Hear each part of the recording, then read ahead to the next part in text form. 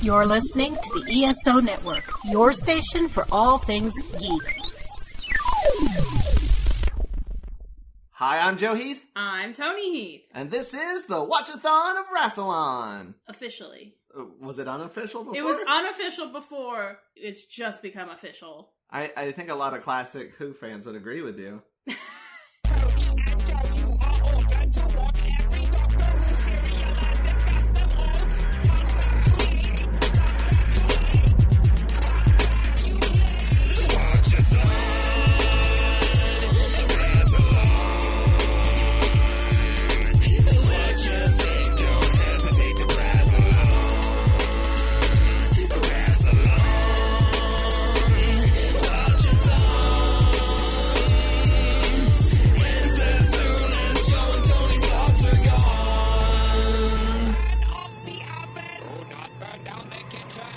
Today we're going to be talking about the first serial of the 25th season of Doctor Who, Remembrance of the Daleks, which consists of 4 episodes that aired from October 5th, 1988 to October 26th, 1988. True facts! And I want to give a special shout out to Ian McLean for sponsoring this episode. Thank you, Ian. And I also want to give a couple of additional shout outs to our newest Patreon patrons.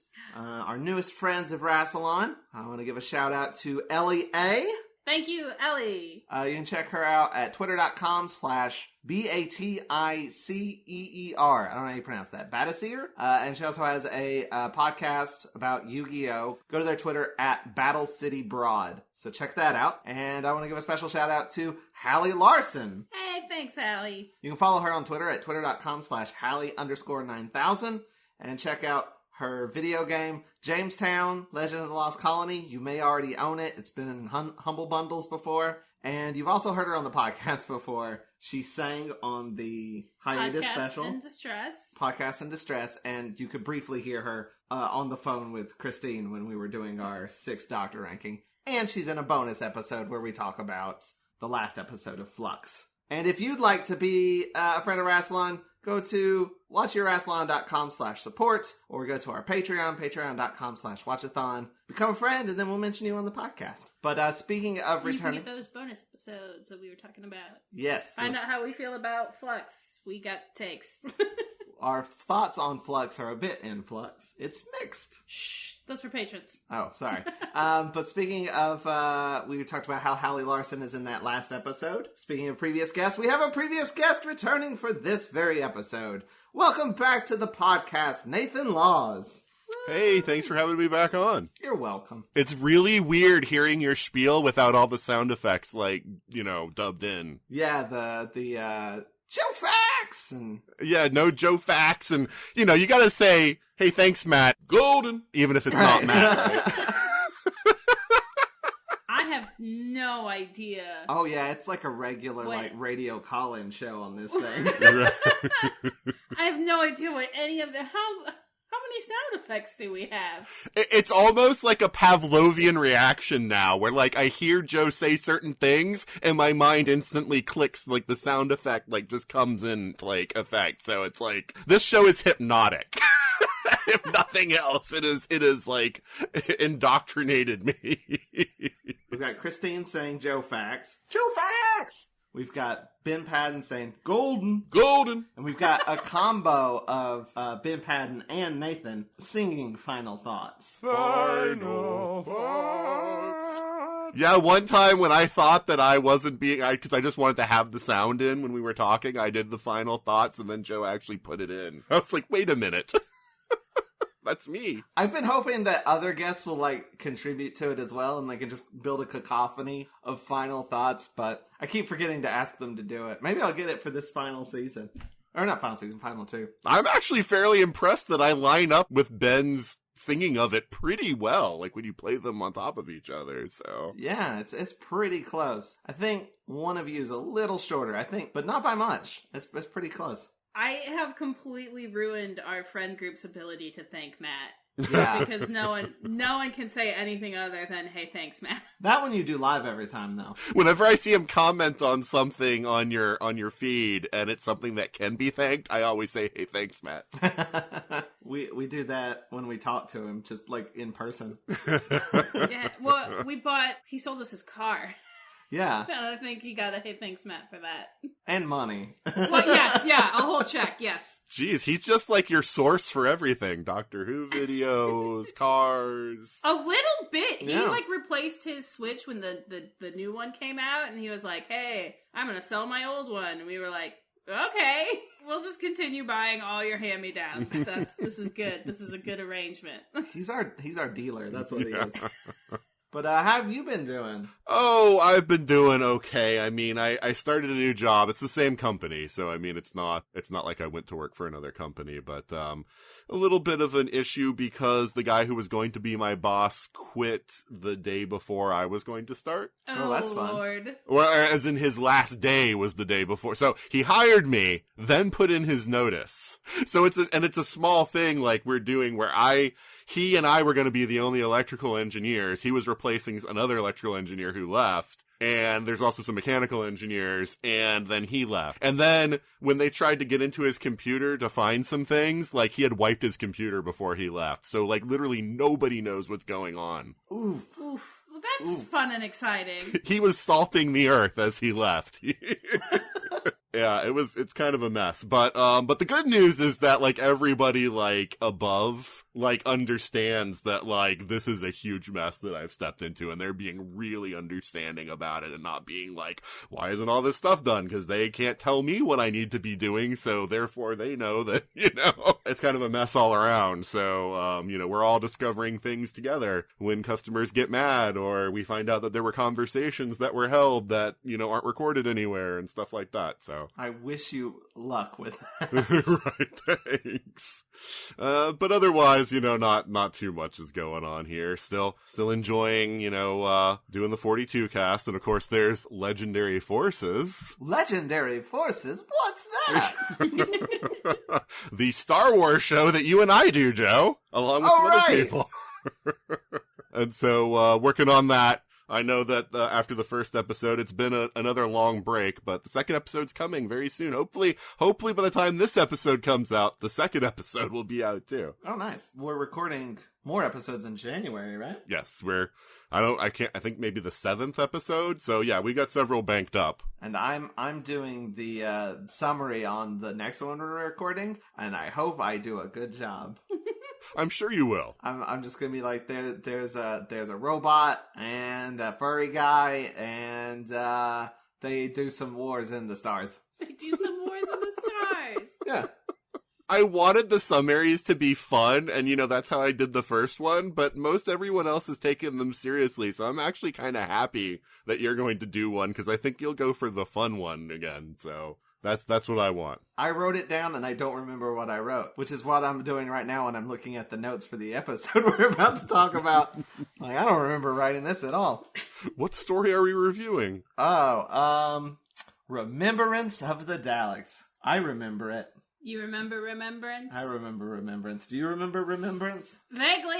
I don't remember Remembrance. What if you remember it wrong? It's the misremembrance. The misremembrance Of the Daleks. But, and you have titles, so we're gonna duke it out, and you get to be the judge, Tony. All Alright, let's dive into talking about Remembrance of the Daleks. Episode 1, which I have called An Unearthly Return. Oh, that's not bad. I like it.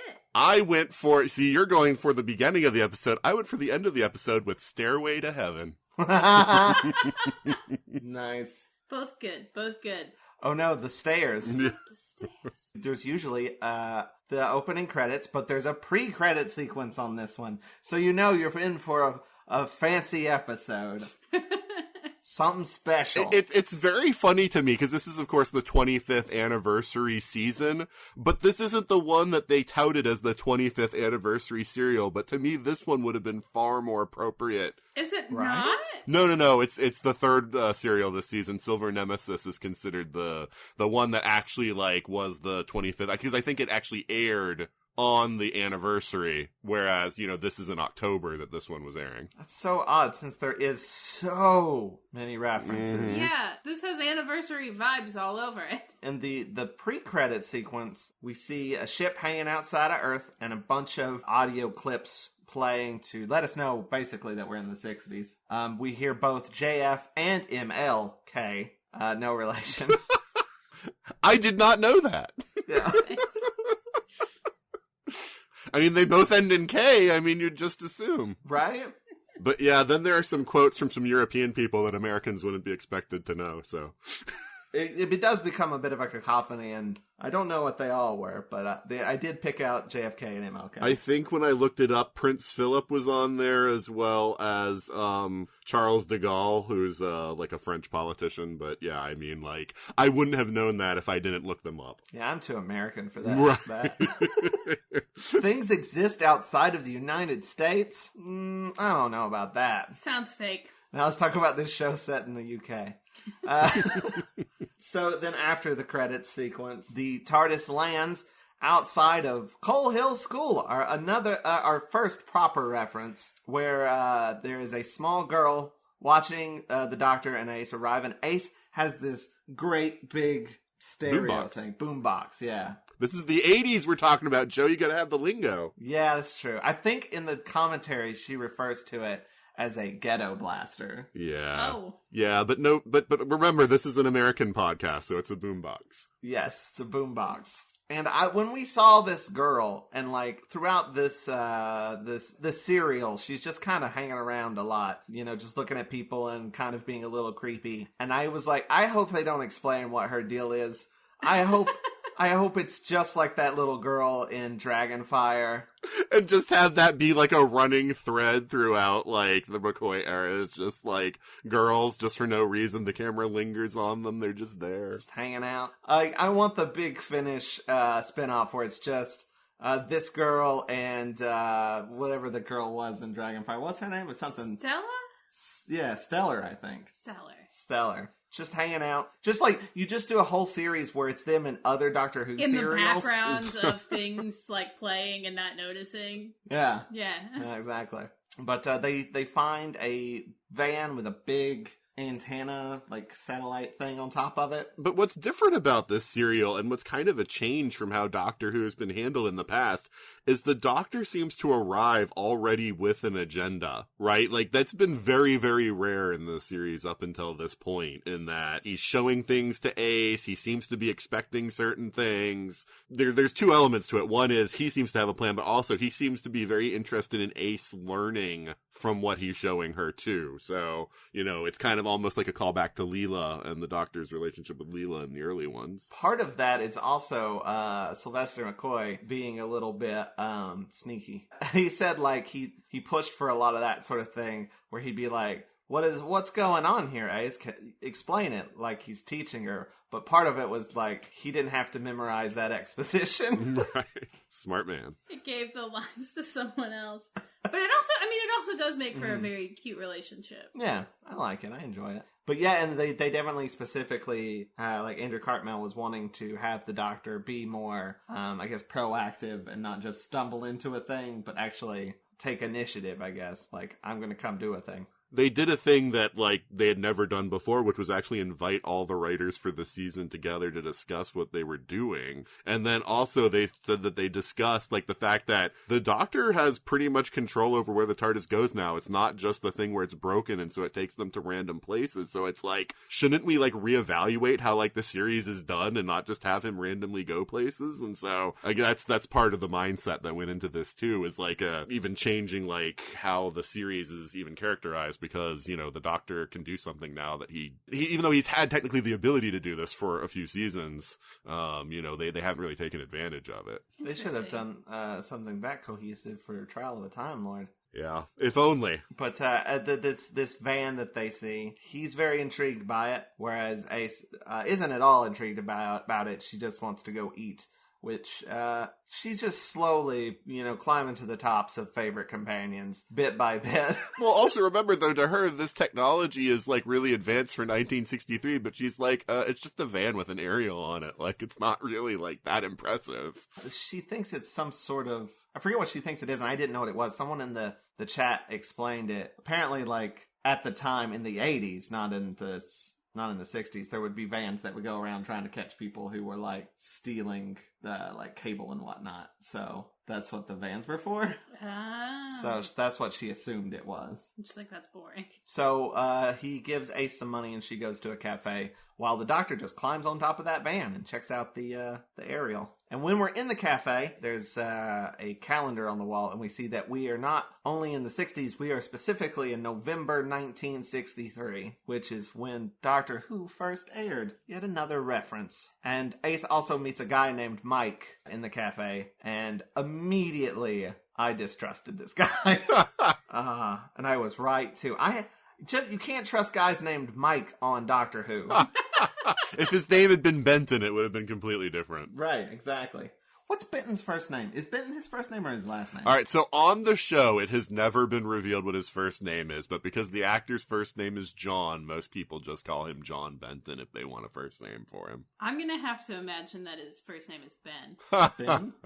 Ben Benton? Ben. I love it. His middle name's Ton.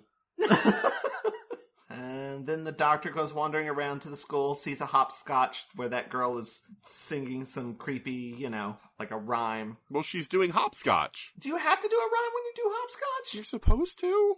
Have you never played hopscotch? I feel like that's part of it. I thought that's more like jump rope. I've never truthfully played hopscotch, but I assume that it's part of it. It's super fun. You just throw a little thing, and then you jump over it, and then you come back and you pick it up. It literally, I think the first time that somebody was like, hopscotch is a game that you play, and I was like, no, it's just something on a playground that you, like... Jump in. You jump in. Apparently there's, like, throwing involved. Mm-hmm. I knew none of this. Have you've never played hopscotch to this day? Yeah, no, never. I don't know how. I jumped in a hopscotch. Hopscotch? A hopscotch square. Like You've never played the game? No. Patreon bonus episode. Where I play hopscotch? You play hopscotch. And it's not gonna be a video bonus, it's just gonna be audio. Compelling. Anyway, if people say that you're supposed to do a rhyme during it, then I'll believe them. 'Cause I don't know. I don't know anything about hopscotch. But the doctor also sees some strange markings on the ground next to the hopscotch. Some big, like, burn marks. And then the doctor just goes back to the van and just decides to get in it and just starts chatting with the woman in the van. And the woman is her name is Professor Rachel Jensen.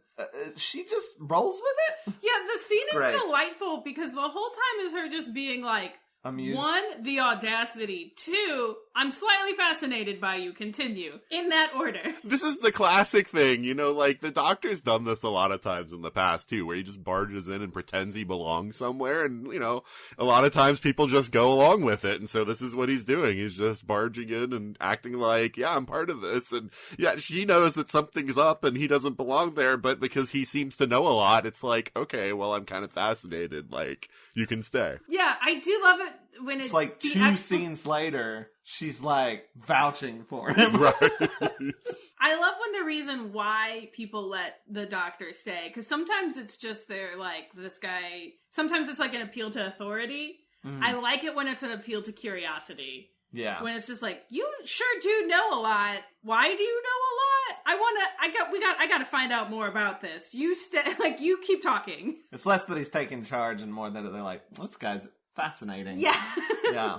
And then we find out that this guy that Ace met in the cafe, Mike, is part of this group. He is a sergeant because Rachel yells for a sergeant and he runs off to join them. And then they all jump in the van. Mike, Ace, the doctor, they just all jump in the van they're and drive crew off. Now. They're a team. And they find out that their group captain, Gilmore, is under attack. And they all drive off to Totter's Lane, where we see the I Am Foreman gate, which is misspelled. I love this place because every time they show it, it looks completely different. And while you could justify an Attack of the Cybermen because it's like 20 years later, this is supposed to be like a month after An Unearthly Child, so it's kind of like... You know, this place shouldn't look this different. There should at least be an E. And when they get there, Gilmore's like, "Who's this guy?" And Rachel's like, "This is the doctor. I vouched for him for reasons unknown." This guy's fascinating. Trust me. You want him here. They're like, "Well, we've got a dead guy," and they just let the doctor examine the dead body since he's a doctor. He pronounces it dead by death ray. Which is Not quite. bold proclamation. Right. He says that his body has been scrambled, basically, and then the group captain is like, a death ray? You know? So, yeah. And we also meet the sort of final member of this team. I mean, there's a lot more of them. They're basically, like, Unit Light. Yeah, but Unit doesn't exist yet, so we kind of need to invent a unit. Sorry, I'm laughing because I'm reading your notes. Yeah, the last person we meet, and I'm just going to read my note verbatim because we also meet Allison Williams, who is attractive. I'm sorry I'm like this. That's what my note says. There's not much more to her character, unfortunately. No. Whereas Rachel gives me Liz Shaw vibes, like really strong Absolutely. Liz Shaw vibes. I think they're definitely doing that on purpose as well, because I feel like we are doing all these sort of references to the past, and like this definitely feels like Unit, and the group captain feels a little bit like the Brigadier, and he even calls him the Brigadier at one point. he does. So all of this feels, and like her doing that, she has a speech where she's very Liz Shaw, and I feel like it's sort of a subtle, more meta callback. But she looks like Barbara, which is also a callback. So it's kind of like you're two companions in one. Apparently, three of these, Mike, I don't think is a part of it, but the group captain, Rachel, and Allison, I believe they all get Big Finish continuations. Yep. They're a bit of a group. While we were watching this, Ian was like, "What do you think of these characters?" And I was like, "They're fine, I guess." And I think it's because, like, Ian wanted to be like, "Well, they have a whole Big Finish thing if you want to listen to more." I'm like, but I'm mostly like, they're fine. I'm not like desperate to see where they go next. Because, again, they're basically just Unit Light. Yeah, in the novels, they basically have Group Captain Gilmore as one of the people that, like, because of his experience in this situation, is one of the people who founds Unit. That sounds like the sort of thing that would happen. Before Hydra took it over. Yeah, him, Lethbridge Stewart, and I think his name was Sir Charles from the War Machines. Those are the three people who come together to, like, basically say that something like Unit is needed. This newest season of Doctor Who also does some, like, weird Unit retconning stuff, and I'm pretty sure they fuck up the dating controversy even further than it already is. So then the soldiers are carrying away the body when another soldier gets shot by a death ray, and we get a brand new effect for the Daleks extermination effect, now with skeletons. Oh, we also get a Dalek eye view with, like, a display and everything, you know, so, like, that's a pretty cool addition. Also, they're trying to, you know, bring the show more into a modern kind of thing, and, you know, that's a thing that, like, movies have been doing, right? It's give you, like, the alien perspective with, like, the digital displays and everything, and yeah, and I also like the extermination effect. Which this is the first time they've ever done it with skeletons. And then that carries over into New Who, because this is the last Dalek serial, right? There's no more. There was Daleks in the movie, but I don't think they did anything really. They don't actually appear, you just hear their voices in the movie. And it's just like in that, like, prologue sort of scene. They establish something here, and it doesn't come back for however many years. Then the Dalek pops out, and they are a bit wobbly. They put some new stuff on the bottom of them so that they could go over cobblestones and stuff, but it lends them to have a teeter-totter sort of, they don't glide. Right, if you look in the DVD extras, they actually show it briefly what's there, and so, like, instead of, like, casters, which they had been on before, which is fine for a smooth floor, but not really if you have any kind of terrain, they're like these balls that they put on them that are, like, I don't know, like a few inches, like spherical, you know, things that they put in there that, yeah, okay, that's nice, but they're like these rubber ball things, so so yeah, like you can't get an even glide like that. They're like kind of bouncing around as they wheel. So yeah, it does look a bit messed up in some scenes. I feel like they would just lay some tracks down because you don't really see the bottom of them all that often. The doctor asks Ace if she has that Nitro 9 that she said she doesn't have. She gives him some of the Nitro 9 and he blows up some Daleks with it. Which, that causes a little bit of a thing with me. Because, like, there's a bit later on where there was a scripted scene where he was going to blow up another Dalek with a rocket launcher thing. And he didn't want to do it because he didn't think the doctor would do something like that sort of violence or whatever. But, like, he just blew up a Dalek right here. I don't know what the difference is.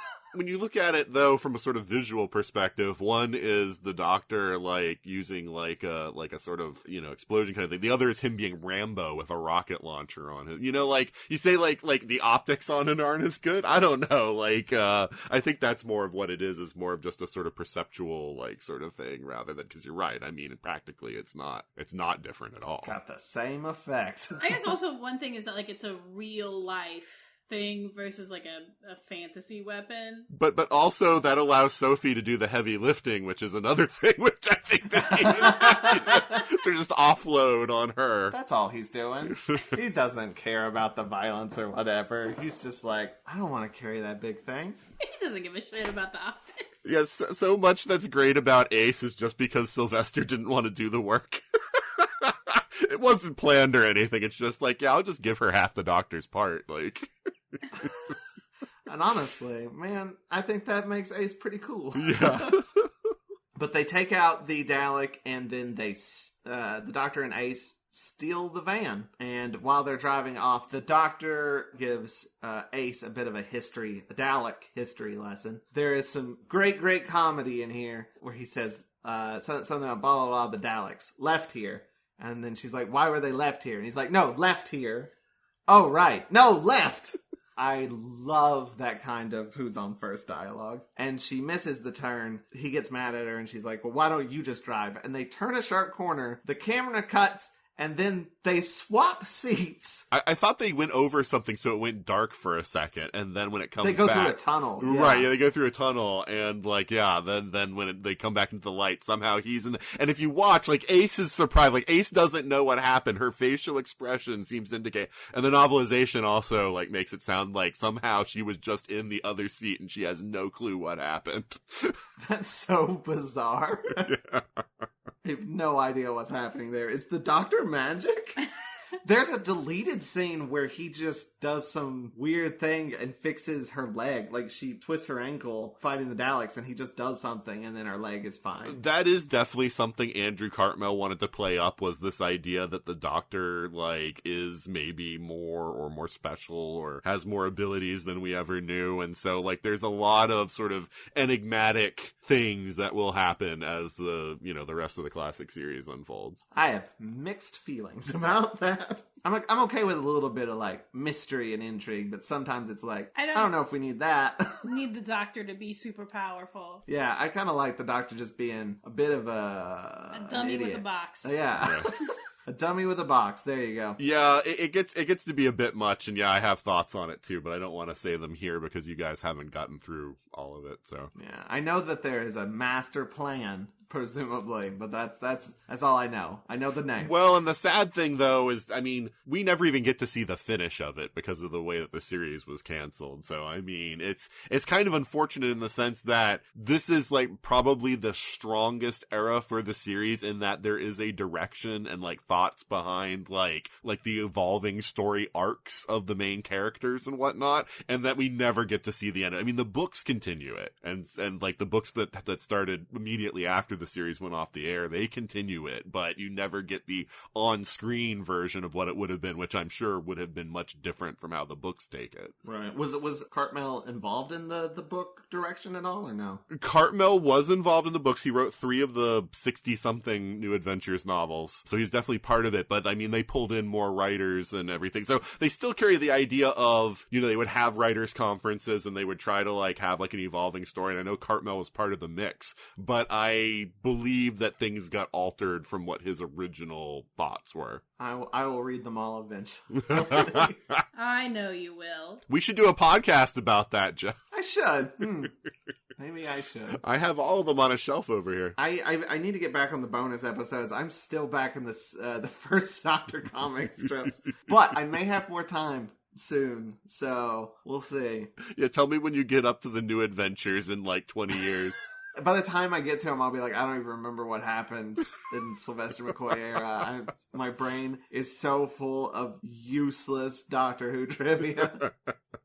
But the bit of the lesson that he gives Ace includes that the Daleks are not here to conquer Earth because they're going to do that later anyway. What they're here for is the Hand of Omega. And he seems to know what that is and that it's here on Earth because he brought it here. Spoilers. And then we meet a guy named Ratcliffe who has brought some men for Group Captain Gilmore. It's going to turn out he's a bit of a baddie, but... A bit? Yeah, he's just a bit. Okay. He's a big baddie, but not the big baddie. And then we meet another character. The Doctor and Ace show up at the school looking for the hand, and they bump into the headmaster, who is apparently also stunt casting. But again, like always, I don't know who this guy is. Well, he's apparently stunt casting, but he's also been in Doctor Who like 6 other times before. He was in Pyramids of Mars is one that I know jumps right out at me. He was the brother of the guy who gets taken over by Sutekh. But the reason they cast him in this, I think, was because he was at the time playing another famous show. He was playing a headmaster as well. So it's kind of like a little wink to this other role he was playing. Like, he's a good headmaster in this. In this, he's evil. Not fully evil, but like, is he possessed or is he just threatened into a role? Yeah, at one point they show like behind his ear, it looks like he has like something like wired into like his head. So I think the implication is that the Daleks are controlling his mind. I did think it was interesting. They show up and they talk to this headmaster. He just assumes that the Doctor is there to take the caretaker position, and he goes, "Oh no, I'm not here for that." That's just how people got jobs in the 60s. Just showed up and they're like, yeah, sure, why not? But I think that's interesting because way later, the Doctor will indeed be a caretaker at Coal Hill, right? In the 12th Doctor era. This small scene pays off many years later. Love it. They say, can we look around the school? And he's like, no, you can't look around the school. But then he touches his ear, stops for a second and goes, actually, you know what, it'd be fine. Go ahead and look around the school. Not suspicious at all. And then Ratcliffe and his men take the Dalek that the Doctor blew up, and they're going to study or whatever. And when he leaves, they kill some soldiers so that, you know, this guy's bad. Like, his truck goes away and there's just dead bodies there. You would think, though, that at that point, like, the group captain would realize that, hey, these people came to dispose of the Dalek. Then my men were dead. Maybe this guy is bad. But apparently he doesn't ever connect those dots. Until later. It seems like there's a lot of dots he's not connecting. He didn't know not to trust a Mike. No offense to Mike Faber and Mike Gordon. Our ESO network Mikes. Always Benton, never Yates. But the Doctor and Ace enter a science lab at the school, and we get another little reference where Ace picks up presumably Susan's French Revolution book. It's not. Yeah, it looks nothing. It looks nothing. Yeah, if you see it side by side, they don't look at all like. I mean, it's supposed to be. That's the thing. Yes, no, although they also missed the fact that Susan, like, took the book home with her, or to the TARDIS. So supposedly that book should be in the TARDIS somewhere. Maybe we're in a slightly different universe. Just slight differences where it's Foreman instead of Foreman. And the book looks slightly different, and Susan left it at school. But Ace picks it up, and she's mimicking the way that Susan picked it up and looked at it in An Unearthly Child. The actress watched that scene to make sure that she could do it as accurately as possible, but at no point did she go, this book doesn't look right. But this is when the Doctor points out the burn marks on the hopscotch. They're looking at it through the window. This is one of those scenes where he's like, tell me what that means. And she's like, those are spacecraft landing marks, but she hasn't heard of any. There would be people that would know that aliens were landing, and then the Doctor just starts listing off all the times that, like, aliens have landed on Earth in previous series. Like, have you heard of the Zygons, the Loch Ness Monster, the Yetis, the Loch Ness Monster that other time? Well, he only mentions the ones that were, like, in the 20th century, so he doesn't mention the other Loch Ness Monster. But yeah, he does talk about the Yeti and the Zygons and other stuff, and Ace is just like, what? And so he's like, yeah, your species is, like, has a terrible habit of, like, self-deception or something like that. And then we get a bit of a misdirect. Ratcliffe reports into what we assume is, like, there's a Dalek-esque chair in this office, and it sounds a bit like Davros, and the show is trying to be like, that's probably Davros, but it's not Davros. In fact, it's K9. Oh, Yeah, the voice is John Leeson, who was instructed to sound as much like Davros as possible, which is great. I love that so much. But I'm gonna be honest, it fooled me, so I was like, that's gotta be Davros. And then they do a double twist, and all the twists got me. So kudos, Doctor Who. So the Doctor and Ace head into the school cellar and find a transmat machine that starts transporting a Dalek into the school in a very, very colorful rainbow effect. Yeah, and it seems to do it from the inside out, so you can see, like, the innards of the Dalek before the shell starts, like, materializing around it. So it's kind of a, weird effect, but also lets you, like, see, some of what a Dalek looks like on the inside. And then future Wikipedia editors were very pleased. I mean, like, oh, we can diagram this. Well, there was a poster at the time, actually, that showed, like, what is the inside of the Dalek. I'm pretty sure they just took that poster and superimposed it in there. Nice. But then the Doctor fusses with the device, and the Dalek disappears. The Doctor starts messing with it some more, and then he's like, it'll be fine for a while, but I mean, the transmat operator will probably come to fix it at some point. And Ace is like, transmat operator? And he's like, yeah, there'll be a Dalek left behind to... Oh no, there's probably a Dalek here. Love that. So they run up the stairs as they are chased, indeed, by a big white Dalek. Ace gets out, and the headmaster knocks her to the ground and then locks the Doctor in the cellar. And the Dalek begins to fly up the stairs, just sort of poking fun at all those people who are like, you can defeat a Dalek with stairs. No, you can't. They can fly. That was so amazing as a kid watching this episode. I feel like, though, there's, like, a lot of talk about, like, the Daleks can fly upstairs and stuff, but it's not the first time we've seen this sort of effect before. Like, in the last Dalek serial, Davros flew, so... Yeah, but we didn't actually see a Dalek physically go up the stairs, so in the public's mind, Daleks still couldn't go upstairs.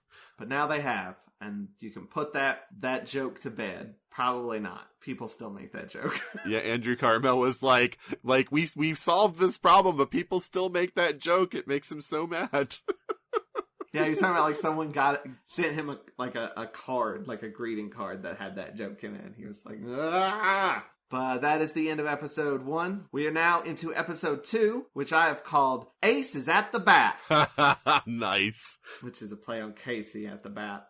I don't know what that means, but Never okay. heard Casey at the Bat? No. It's like a famous poem song thing. There was a cartoon made of it once. It's like about this, like, really cocky baseball player who, like, goes up to the bat and everybody, like, he's known for being, like, very good, and he, like, purposely strikes out on his first two tosses because he's very confident, and then he strikes out on the third one because he's too cocky, if I'm remembering correctly. Anyway, Casey at the Bat, Ace is at the Bat. What's your title? Mine was Fine Folks on All Sides. Jesus.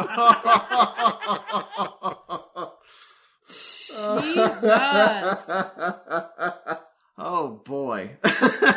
Doctor Who's not political. Never was, just recently.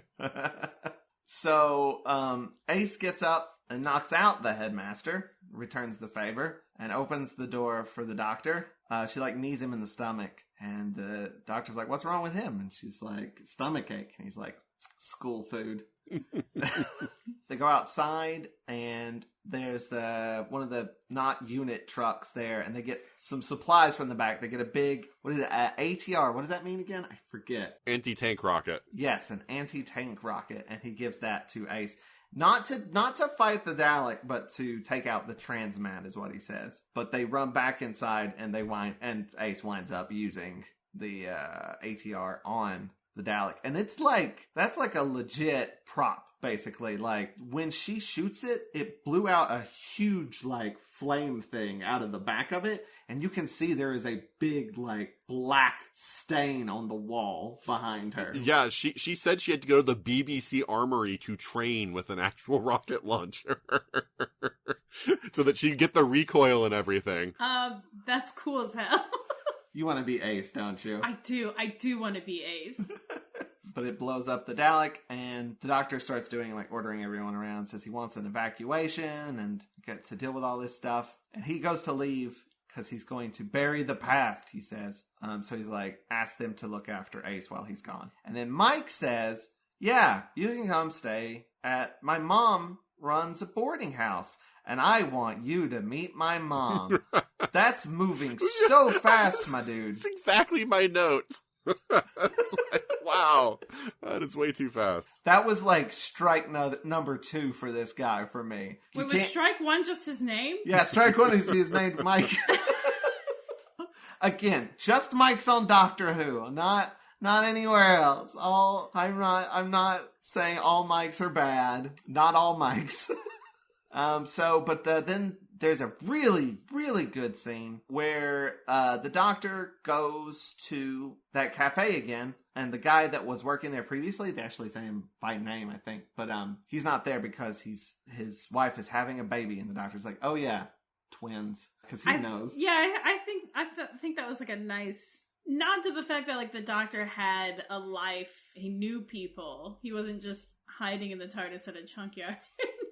When he was there before. And he has this nice chat about tea and sugar with Jeffrey, the butler from Fresh Prince of Bel-Air. I adore this scene. It is a very good scene. Yeah, see, I had never watched The Fresh Prince of Bel-Air, but I showed this to my wife, and she was just like, Jeffrey! And I've since seen because it's been in syndication now, like, forever, and I've seen it, since, but when I was young, when it was actually on TV and new, I never watched The Fresh Prince of Bel-Air, so I didn't know who Jeffrey was. But yeah, this is a good scene. Basically, it's all about, like, making, like, big decisions and how they can ripple out. It's also a little bit about racism. In a deleted scene, it goes even a little bit further in a way that I think's kind of interesting, but also kind of rude. In the deleted scene, he pays for the drink with a coin, and the Fresh Prince guy looks at the coin and he says 1991. He reads the date on the coin, and that's supposed to be like, ooh, he's a time traveler.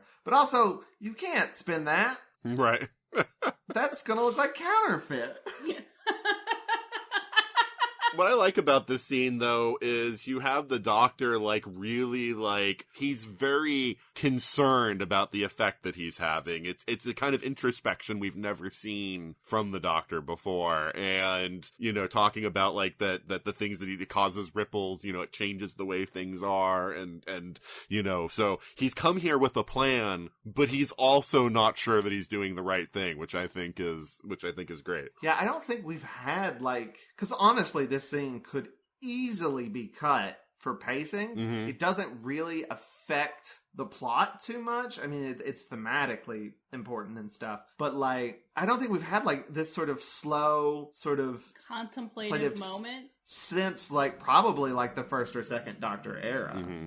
I just adore this scene so much. It's also Sylvester McCoy's favorite scene. But then the Doctor goes to a funeral home and is very mysterious. He's come to pick up his casket. He's the Doctor. And they're like, oh, yeah, I just got to call the guy that's working there. He's like, I got to call the owner because you're weirding me out. He leaves him alone with the casket and he just says, open. And the casket opens and there's a lot of dry ice in it. He puts Ace's baseball bat into the casket. We see the funeral home employee guy on the phone like, yeah, he's here to pick it up. But, like, I thought you said he was an old guy with white hair. Do you know what I think is interesting about this serial, too? Mm-hmm. Is that this is the first time that it's kind of been implied that the Doctor came to Earth with some kind of plan.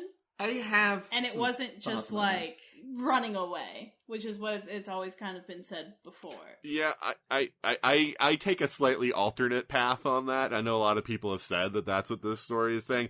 I think it's just saying that he took the Hand of Omega with him and wanted to dispose of it somehow. I think the whole thing with the Daleks is an idea he came up with later, and then was like, well, I have this thing lying around on Earth.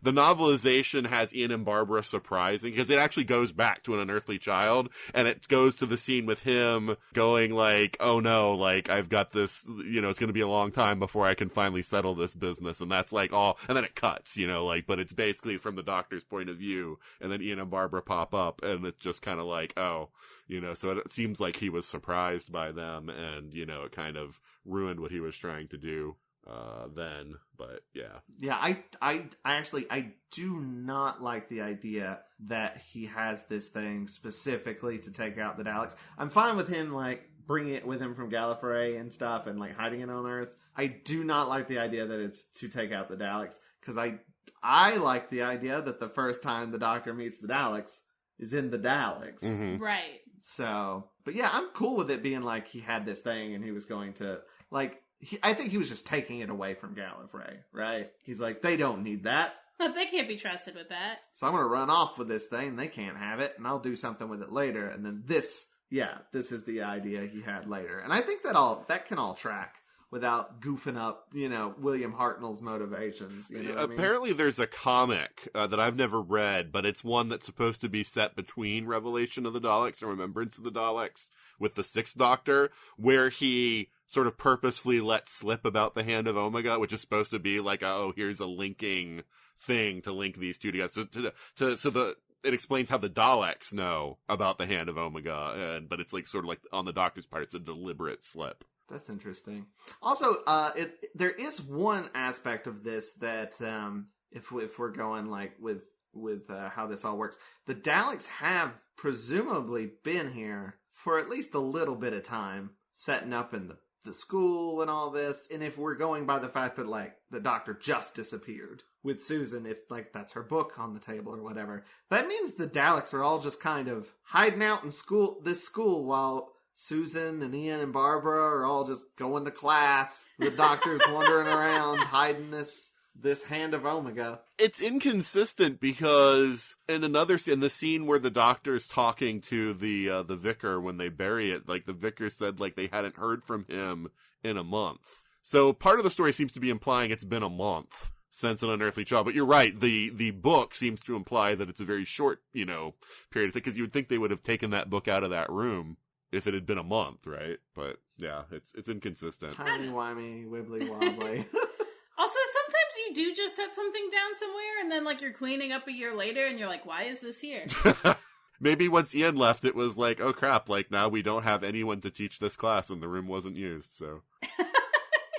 I went through our marketing closet, and I was going through and cleaning it out, and just, like, the random assortment of shit, but what it is, like, you have an event for, like, a specific thing, and you buy... I don't know, you need like a full bucket full of Play-Doh, but that you only need once, and then you don't need it anymore. And then later you're like, why do I have a full bucket full of Play-Doh in the marketing closet? I don't understand.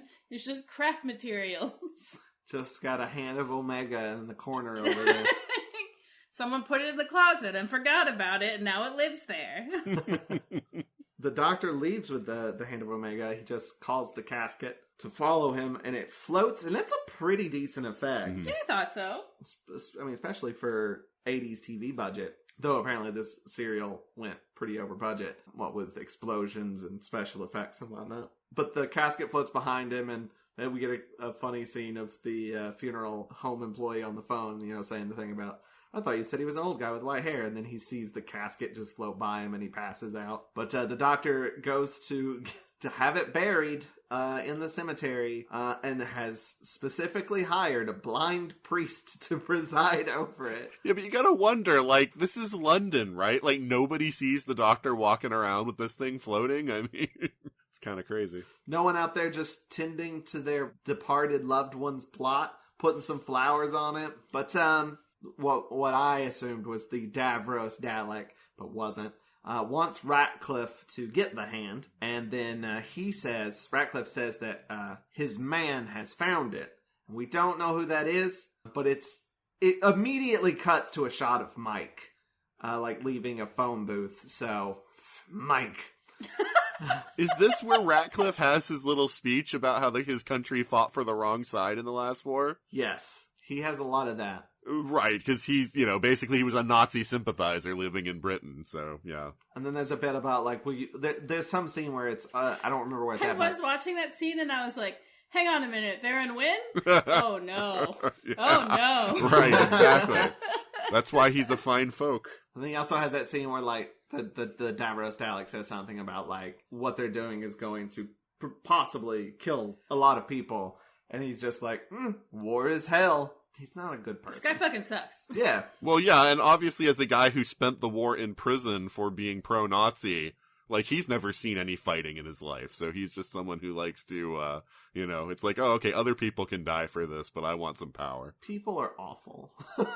You got Nazi sympathizers and Mikes. And they're equally bad. Yeah. Oh, boy. The Davros Dalek also says that while his man might have found the Hand of Omega, their enemies have found Mike, which is the headmaster is there, and he goes to attack Mike, and he asks him where the Renegade Dalek base is. I'm gonna be honest. I know there's like two warring factions of Daleks. I can't keep straight in my mind which group is which. There's Davros' Daleks, right? Renegade is gray, Imperial is white. The white ones work for Davros. Okay. There's the ones that are basically impure because they've been modified by Davros, right? And then there's the base Daleks who don't like that. Right. Well, I mean, the thing is, they both consider the other ones impure now because neither one is like they are. So, yeah.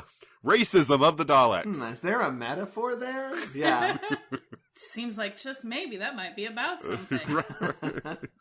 But Mike gets the upper hand, and the Daleks remotely trigger something and kill the headmaster. Like the chip thing in his head overloads and he dies. Mike stashes the body and then goes and watches the end of the funeral of the Hand of Omega.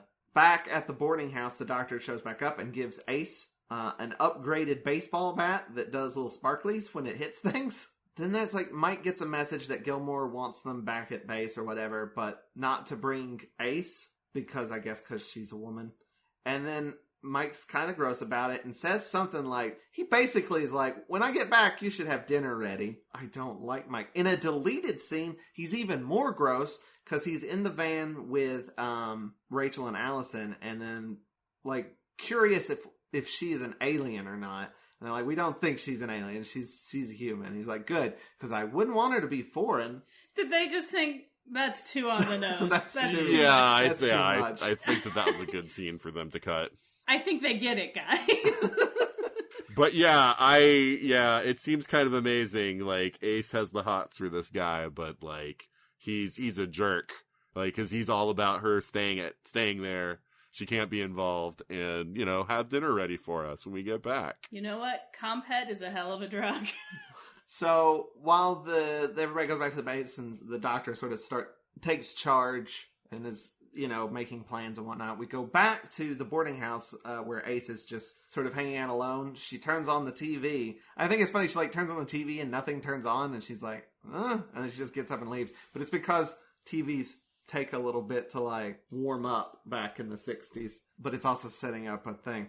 But before we get to the thing the TV does, she goes to the window and she pulls the curtain aside, and there's a sign hanging up, and she flips it over and it says no coloreds, which is like, you're just like, woof, oh boy. Yeah, I was reading about this, and it's like, there probably weren't any boarding houses that didn't have that sign, and that's like kind of like the issue there. Like us looking back at it from our time, we're like, oh my god, and that's like, she has this horrible reaction, at first, where she's just like, what?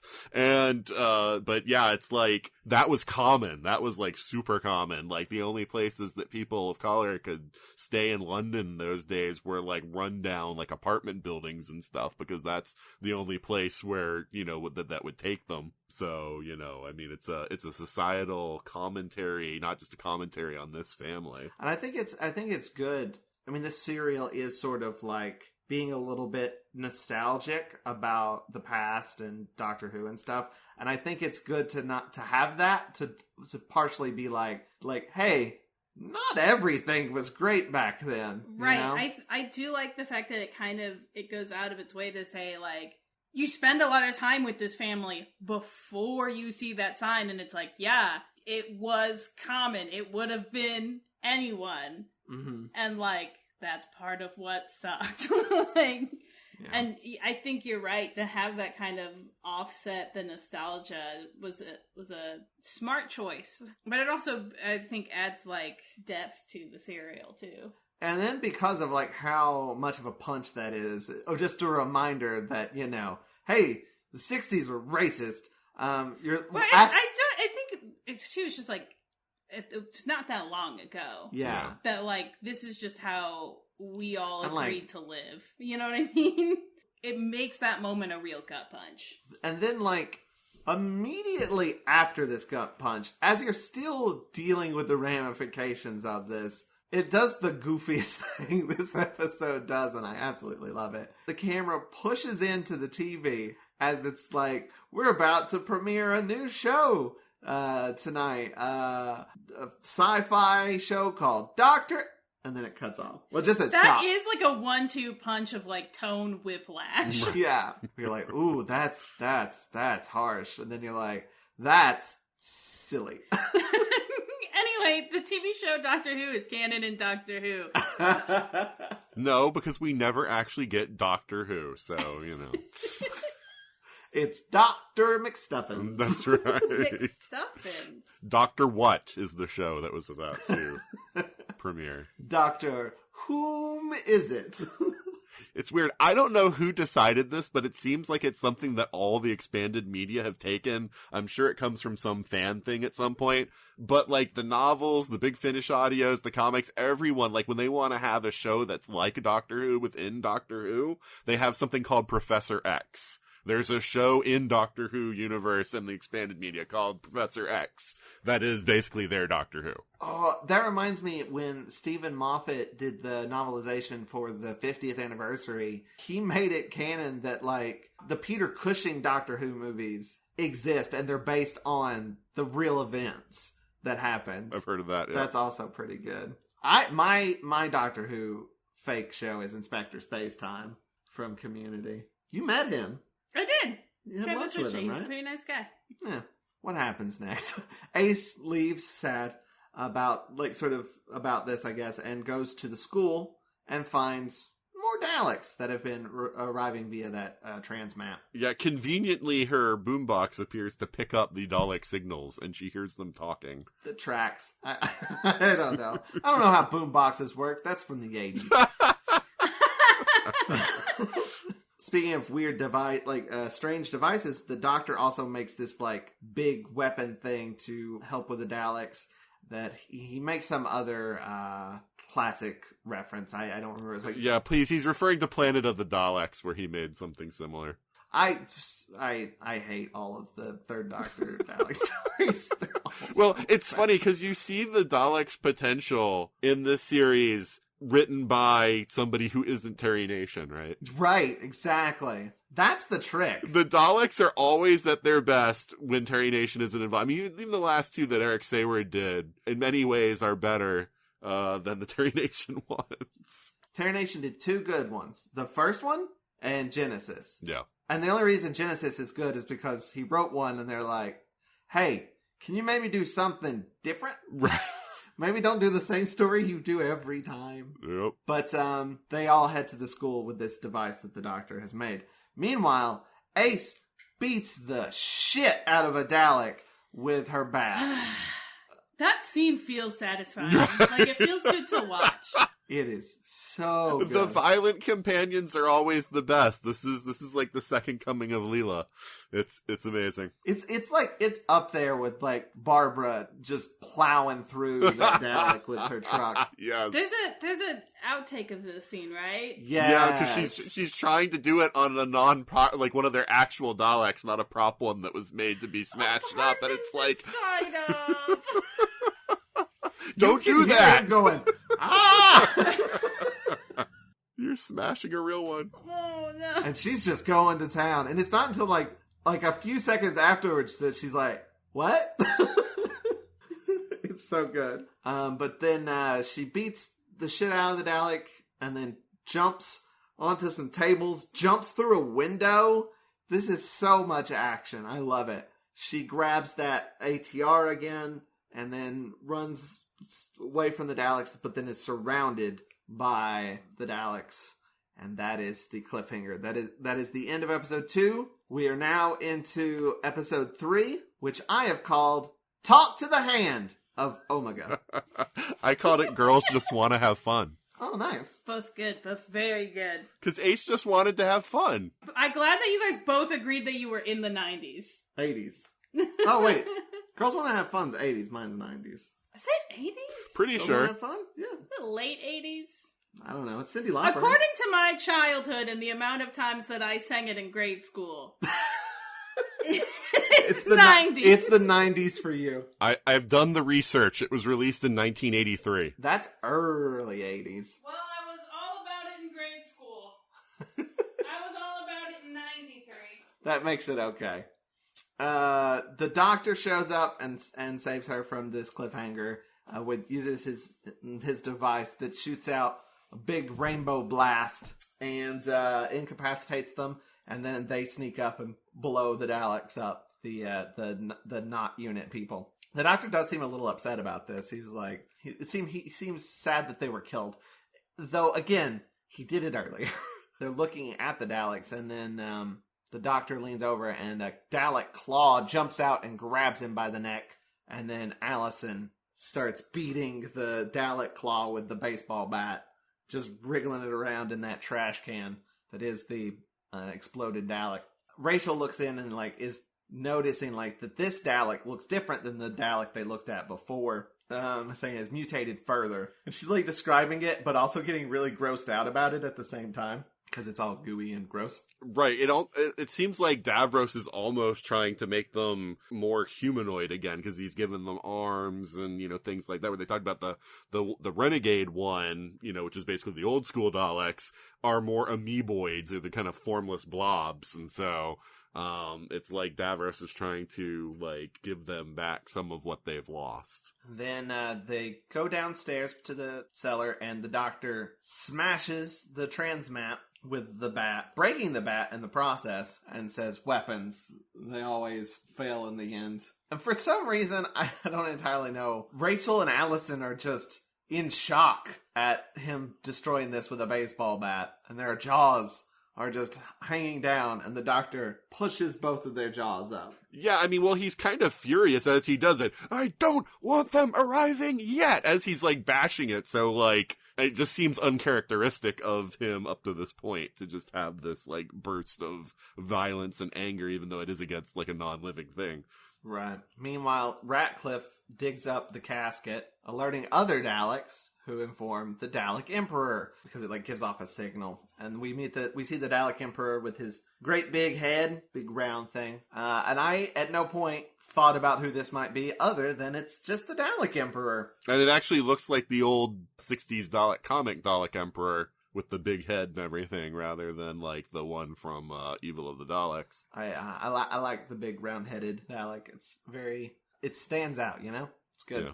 The Not unit and the doctor and Ace and everybody sort of go back to that cafe and just sort of hang out, get a little bit of food, just take some time to chill. And this is where we get the rant, where Rachel is just yelling at Group Captain Gilmore about how this whole situation has been going down. That's like her at her most Liz Shaw. Yeah, because she's upset she was taken out of Cambridge University, you know, where she was doing her research, and she's now helping them out, and now she's being, like, outclassed by this guy that's just sort of, like, waltzed in and knows all this stuff that she'd never hoped to know, and yeah, it's a very Liz speech. The camera, like, does this nice little swoop in on her as she's just like, this whole situation is a lot.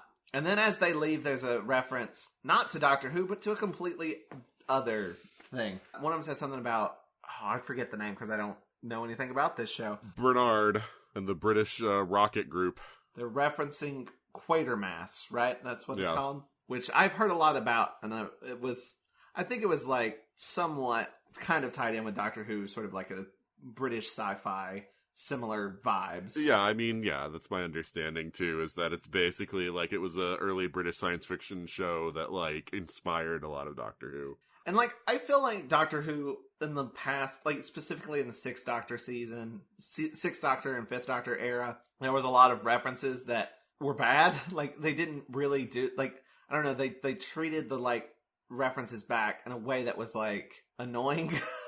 but this one's chock full of references, but they don't like hamper the story. They're integrated well. Yeah. The references are either Easter eggs, which don't matter if you don't know them, but like are just nice little, oh, aha, kind of things. Like when he mentions that the thing is from Spirit, it doesn't really matter if you've seen Planet of the Daleks or not. Or when they mention Quatermass, it doesn't really know if you know what Quatermass is. It just sounds like dialogue people are saying. But some of the references actually matter. The things like about the Doctor having been there before, the things about the Daleks and you know, their ideas of racial purity and the fact that they conquer the Earth, and talking about, you know, the fact that they would think twice, because that also lends into the why aren't they doing more here, and the Doctor says like, look, they're also afraid of making too big a change to the timeline because they don't know what effect that would have. And so you know, all that's kind of important, whereas before they were just long info dump. Here is what happened in the 10th planet, you know, and we're going to spend like 10 minutes telling you what happened in the 10th planet. It's like, that's the stuff that doesn't work. That kind of like just info dump, you know, like, yeah, it kind of mattered to the story of Attack of the Cybermen, but you didn't need like just a scene. And this is the info dump scene. And sometimes I feel it would also be like, here's this, like, we're doing this big reference and we're making a big deal about it. And it's like, ultimately, it's like, this could have been anything. This didn't have to be this big reference. Oh, like the third Doctor mural? Yeah. I mean, that whole serial's a mess. Ugh, I hate Time. Time Lash and Time Flight are both really bad. And I'm glad they have similar names so I can avoid them easier in the future. But speaking of references, the next thing we get is another little reference that was actually an ad-lib by Sylvester McCoy. There's just a scene where the Doctor and Ace are just walking through a shot. Sylvester McCoy's like, we should maybe have like a little bit of dialogue here just to liven up the scene a little bit so it's not so boring. And he basically says he's keeping an eye on Group Captain Chunky Gilmore. And he's like, I don't know why they call him Chunky. Yeah, because if you see it, like the actor is rail thin, you know, like, so, you know, you wouldn't know that unless you knew the behind-the-scenes joke there. They kept calling him Chunky because that's what he referred to his gun as, his prop gun. I think it might have even been described in the script as a chunky gun, and so that's why he called it Chunky. Yeah, his chunky service revolver, and I wonder if that's a typo, because I don't understand referring to a gun as chunky. It big. I guess. It's thick. But a service revolver, I mean, they're all this, like, all military people have the same gun. So I don't know. It just seems weird. So they started calling the actor Chunky, and then that slipped into the episode itself. Nice little gag. And it works, and again, it's something that, like, doesn't distract from the episode, or it's just, it works just without knowing what it's about. Right, because I mean, like I said, the guy's rail thin. How many times do people, like, give people nicknames that are the opposite of, like, what they are, you know? Call a heavier guy Slim, or call, you know, the thin guy, you know, Chunky. And then we get a scene where the Doctor just sits down on the stairs with Ace and just sort of explains everything that's going on. He says the Daleks want the hand of Omega, and she's like, why is it just his hand? And he's like, no, that's just what we call it. What they call it, the Time Lords are a bit pretentious. And she's like, yeah, I've noticed. And then he sort of says, like, it was developed as like this big weapon thing, basically. It's enormously powerful or whatever. And he's like, we had a lot of problems with it. And she's like, we? And he's like, they. So that's interesting. Yeah. Yeah, except that, like, I also say, like, we won the Revolutionary War. That doesn't mean I was there personally. I just say we in the sense of it is Americans as a whole. So, you know, I mean, I don't know. I think people make far too much of that line, but I think it was deliberate also on Andrew Cartmell's part. That was part of his make the Doctor mysterious again, woo, kind of stuff. But and I don't know how many times I've heard, like, sports fans say, like, you know, our team won. And it's like, you did nothing. Right. What's interesting to me about this scene is that it definitely shows, because even though this is the second serial with Ace, is that she's had more time with the Doctor than what we've seen. And yet none of the expanded media that I know of has looked at the period between Dragonfire and Remembrance. If they want to do a Seventh Doctor and Ace story, it's always after the classic series ends. And I've always been fascinated at, like, you know, this kind of time period, and I want to have, like, more early Ace and Seventh Doctor stories. Nah, it's probably just, I imagine it's probably because it's easier to tell a sort of with more forward momentum than, like, filling in a gap. Yeah. Because there is such a, like, that is the end of it, and then they can just do whatever until that you get to 8. But yeah, they could squeeze some stuff in there. But he says that he actually wants the Daleks to get the hand, but he wasn't expecting 2 groups of Daleks, so he wants to make sure that the right Daleks get the hand and leave with it. And they're going to go Dalek hunting. Meanwhile, Ratcliffe brings the casket with the hand in it to who I thought was Davros, but is revealed to be that creepy little girl.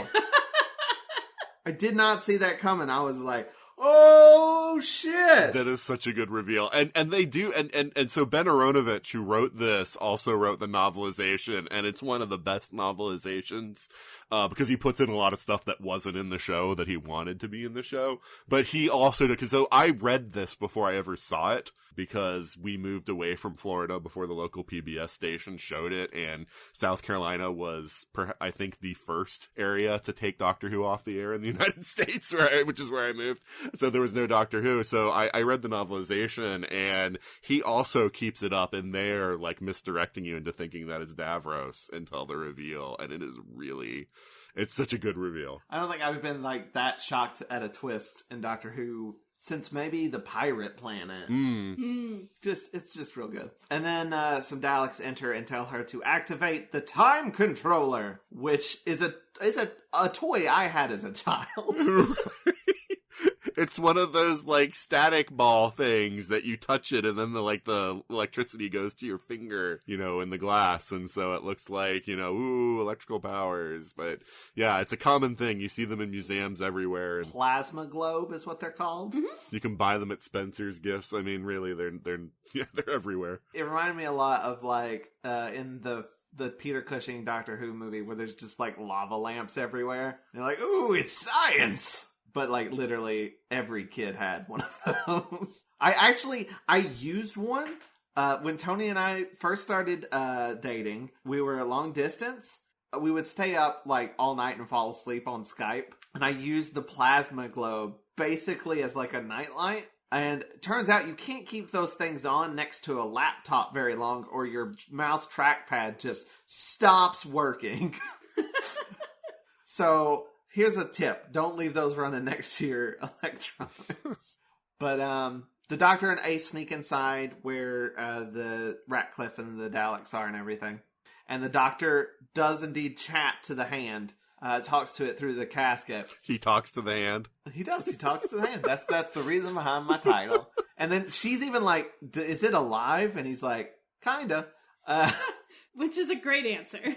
And then he explains what the battle computer is. That's they get, like, young people to sit in that, like, chair thing, and, like, they plug into their mind, and then it's like more, they can manipulate them better and everything. This is going off the whole thing from Destiny of the Daleks, where, like, the Daleks are too, like, logical in their thinking, and so, like, you get a kid who's creative and you plug them into the computer, and so that they help the Daleks with their tactics. And so it's like a video game. Like, so again, like, this is societal commentary about violent video games, also sort of subtly, like, nudged in there about how kids are really good at, playing warfare and all that kind of stuff. So, it's kind of interesting, putting that in there. Does this predate The Last Starfighter?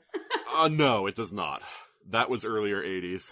Dang. I was going to be like, Doctor Who did it first. But yeah, you're right. It's the human element that the Daleks don't possess. And then he explains that the time controller thing as well, and then he sort of mildly deactivates it. He doesn't like destroy it, but he just like, I'm going to do enough to cause a problem. And then he leaves a calling card on it, which the Daleks find, which is just some, like, I guess, Gallifreyan. And it has a seal on it that's just a great big question mark. So according to the novelization, that isn't Gallifreyan. It is actually Dalek speech. Oh, that makes sense. And it says Kafarat Gatri, which when translated means the bringer of darkness and destroyer of worlds. Jeez! Which is what the Daleks got. That's the Daleks' name for him. Wow. Nice. Solid. Love it. So, oh god, my next note. I'm so sorry. The Doctor and Ace run from the Daleks and then run into Mike. And Mike proceeds to ask for a date. He wants to go to the cinema with Ace. And she's like, what's playing? And I'll let you know. Film's released in the UK in November 1963. Oh, God. I can't believe you looked that up. I can. We got Bye Bye Birdie, The Informers, Girl in the Headlines, Uncle Vanya, and The Victors. The only one I've heard out of those is Bye Bye Birdie, so they should go see that one. I read up on all of these, and I was like, oh, there's a bunch of interesting things I could say about all these movies. I've forgotten every single bit of it. You're welcome, because it would have been boring. Wow. Anyway, then some more Daleks show up. Thanks. Thanks for those Joe facts. Joe Facts! They run to hide from the Daleks, and they go into the school, and Mike's like, why are they even here? They've already got the Hand of Omega. I mean, what? I don't know about the Hand of Omega. Yeah, my note is, does anyone not know it was Mike? I mean, because they did that thing, like you said, like that really obvious tease of, like, my man, and then, like, it cuts to Mike. Like, how much more of an arrow can they draw to it? Actually, I think they do it twice. That guy says, like, I have my inside man, and they cut to Mike, and they do that at two different points. I'm pretty sure. Once when he's in the school, and once when he's outside of the funeral. Well, and Mike was also the guy who introduced Ratcliffe to Gilmore, so it's like, and was like, oh yeah, he can help us, like, dispose of this thing or whatever. So, I mean, you already know that Mike has a relationship with this guy. And also, his name is Mike. So, they're all hiding in the school, and Ace is, like, upset about this reveal that Mike is a baddie. But they're all in the school, and they're in that science lab, and the Imperial Dalek shuttle lands in the playground. And I think he's like, oh, they won't land anywhere near here. Right, this is too far from the real action. They won't land here. And then the ship starts landing almost as soon as he says it. And he says something like, I may have miscalculated. And that is the end of episode 3. That's the second time he's sort of ended it. The cliffhanger has been the Doctor like, I may have messed up here. They did that in Delta and the Bannerman as well. So that was the end of episode 3, and we are now into episode 4, which I have called Unlimited Rice Pudding. I called it That's Handy. The hand puns. So Mike tries to explain himself to, I guess Ace runs out. Mike tries to explain himself to Ace by saying you have to protect against outsiders. And she says he can drown himself. I like that he first started off with, I was just doing Mr. Ratcliffe a favor. And it's like, yeah, but Mr. Ratcliffe is a Nazi. So that's not really it's not really a defense at all. And then Mike is arrested. You've done a bad. We're going to put you in holding for a while. And then we get Daleks versus Daleks. Dalek on Dalek action. And, it gets so intense, they have to roll out the Special Weapons Dalek, which is just this great big chunky boy. He's just got like a big gun strapped around him. It's fantastic. He's like a tank, and he just he fires it, and it's just you just see the Daleks explode, and there's just a huge pile of smoke. The smoke clears, and they're just gone. There's not even remnants. There's just 2 black spots on the ground. It's pretty sweet. Yeah, I mean, I know that it's kind of like a childish thing or whatever, but oh my god, did I love that special weapons Dalek when I finally saw this one. It's like, oh my god, it's got a big gun and blew up a lot of Daleks. It's amazing. Did they make toys of that? I imagine they had to. Yeah, oh yeah, I have one sitting on the... you don't have video on, but I've got one sitting right next to me. Nice.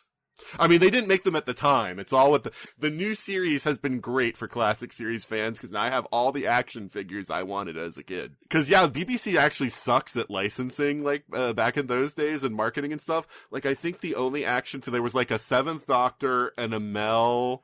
Like some various Daleks over there. Like Daleks have always had toys since the 60s, but like of actual action figures, there was like a 7th Doctor, a Mel, a TARDIS console, and like a Tetrap and the Ronnie. I want to say this seems like something you do to make toys. Right. Yeah, like it seems solely designed just be like we gotta crank out some Dalek toys, throw in a new alt suit. But back in that science classroom, the doctor lassos the shuttle that's landed in the playground. He throws a line out to it, a big rope or whatever, and then uses his umbrella, his question mark umbrella, to slide down onto the shuttle. He really wanted to do that himself, and he was told no. Aww. The question mark umbrella is so brilliant. I love it so much. And like Sylvester McCoy, I think that the question mark sweater was too much. But just the umbrella by itself, because it can hook things, which makes it great for all sorts of visual stuff. I don't know if he's done it yet, but he uses it to pull people off frame and stuff like you would in old movies with the cane that comes out where it hooks people and pulls them off stage or whatever. It's brilliant because it's a subtle nod to the whole Who part, and it's functional, and but it's not too over the top, right? But then that sweater is just question marks everywhere. But I love that umbrella. He did use it when him and Ace were running away from the Daleks. They're running, and he pulls her behind this thing with using the umbrella. I love that it's that big red question mark too. And Toni really wanted, since the Doctor is a woman now and wears earrings, when we did the Doctor Who RPG game, we each had to design a Doctor, and my Doctor was female, and this was before 13. Jodie? Yeah. But I really wanted her to have big red big chunky acrylic question mark earrings. I thought that would be great. I like that so much. I like the little question marks. I also like the cat pins, and I don't know. I just like the little touches that each Doctor has. But yeah, he slides onto the shuttle, climbs down inside of it, deactivates the Dalek inside. The Dalek's completely tied in to the ship, connected to it, and he throws his hat on top of his eye stalk and deactivates it, looks into their data banks, and sees that they've returned to Skaro. The sad part about this scene is after they've done such a great job of building up the Daleks, they can go upstairs, they even have customized special Daleks for various things. It's but now here's one that you can defeat it by throwing your hat over the eye stalk, and because it's wired in, it can't do anything. And it's just oh, come on, guys. Not to mention, you've got they showed that ship land, and it looks cool, this big shuttle in the playground. And then he goes inside of it, and it looks like it's made out of cardboard. Right. Yeah, one of the things that this serial spawns in the expanded media that I really approve of, though, is, customized Daleks. So, in some of the stuff, there's, spider Daleks for, going up, rocky terrain. And there's, submarine Daleks for underwater, type stuff. And it's just I like that idea of the Daleks customizing their shells for whatever they're going to encounter. Yeah, that is pretty cool. There's also the glass Daleks. I like those too. I mean, I don't know what the function of that is, except it's neat. Right. Looks neat. Meanwhile, Mike escapes from being held by Not Unit and runs off to Ratcliffe and the Daleks. Then the Doctor and everybody that's gotten into the shuttle, they exit the shuttle, and there's a great bit. There's an exposition scene that they cover pretty nicely by having the Doctor's umbrella get stuck in the door, and he's just violently trying to get it out while just spouting exposition, which is a good way to do exposition, I think. It covers the fact that it's boring by having a little comedy bit in there. But he's basically like, I'm going to go back to the school cellar and use the transmat, fiddle with that to send a message to or monitor the Daleks and talk to the Daleks. When he is told he can't do that because he destroyed the transmat earlier, he says, I can do whatever I like. Finally pulls the umbrella out and they leave. The Special Weapons Dalek bursts into Ratcliffe's office and he grabs the time controller and runs. Because at this point, the Daleks have basically been like, Ratcliffe, you're no longer in charge. We don't care about you anymore. We've got what we want out of you. So he's been basically like, how do I get out of this situation? And it's sort of been like trying to conspire with Mike, who's just showed up, like, hey, let's get out of this situation together. But he grabs the time controller and runs off, but is killed by the little girl who has turned into Emperor Palpatine and just shoots him with some lightning from her hands. Yeah, however she's been modified allows her to shoot, like, electrical blasts from her hands. So Ratcliffe is dead, and then Mike takes the time controller from Ratcliffe and then also runs. And he does get away. Right, because the thought was they have something to bargain with if they have the time controller. But, why Mike decided that he shouldn't just bolt, I don't know, because they probably wouldn't have cared if he just left the time controller behind and just ran. Yeah, that's a good point. Maybe he just thinks he can do something else with it at some point. Yeah, because I get the impression that Mike wasn't trying to gain ultimate power or anything. That was more Ratcliffe's thing. But it's just like, okay, why did you grab this thing? 'Cause you don't need to bargain with them. You just want to get away. I mean, he's not a very smart guy. I mean, have you seen literally everything he's done? Right.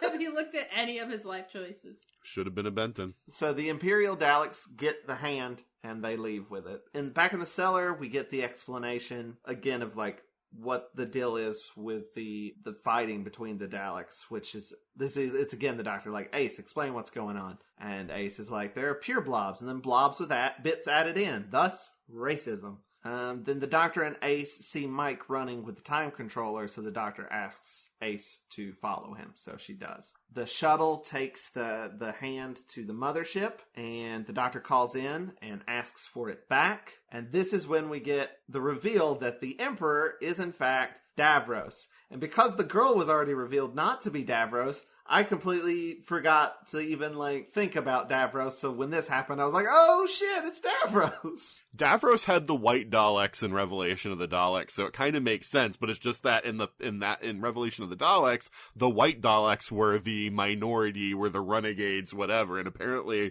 in the time in between, because Davros has made these modifications to them, they're, superior, and the other Daleks have been getting beaten back, and so that's why they're the renegades. They're the ones who won't agree to serve Davros, so that's where that comes in, I think. And honestly, I think, the sort of, in the last Dalek serial, the sort of conflict between the different Daleks wasn't a super big part of it. No. It was more about, the whole funeral home thing and all that stuff. So, I kind of forgot about it, what all of the specifics were. So, it didn't even cross my mind, who's on what side here or whatever. It just sort of went with the story. There's another deleted scene from this segment where the Doctor and Davros are talking, which again is supposed to be hinting at that there's some mysterious thing, because Davros calls him just a Time Lord or something like that, and the Doctor says that he is more than just a Time Lord. What does that mean? He's the timeless child. So the novelization is the thing that establishes that along with Omega and Rassilon, there was this other character in Time Lord history called the Other. And the novel kind of leaves it nebulous, but hints that maybe the Doctor might have been the Other. The novels that come after, the new adventures, they take that in a different direction. The Doctor is not the Other, but is kind of related to the Other. He's the other. But yeah, so that's where, like, they're kind of playing with this idea that maybe the Doctor has more than, but of course that screws up everything, like the idea of him being at school with the Master and Baruso being his teacher and all that kind of stuff. So, you know, it's almost like a reboot if you take that, but they leave it nebulous enough that you don't have to accept any of it. So I'm quite happy with that. That's what I'm going to do with Chibnall's entire era. Davros is going to use the Hand of Omega to convert Scaro's son into a power source. And he starts bragging a bit and getting very loud and, you know, ranty. And the Doctor just sort of steps in and continues the rant. And that's when he's like, you'll have all of this and all of that and unlimited rice pudding. Very good scene. Good line.